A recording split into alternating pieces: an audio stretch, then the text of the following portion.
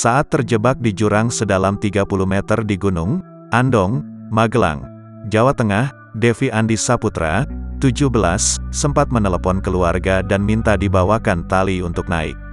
Pihak keluarga Devi segera menghubungi tim SAR terkait telepon Devi yang diterima pada hari Minggu, tanggal 17 Oktober tahun 2021. Pada Selasa pagi saat pencarian tim berteriak memanggil-manggil nama survivor di sekitar lokasi yang kemudian mendengar ada jawaban.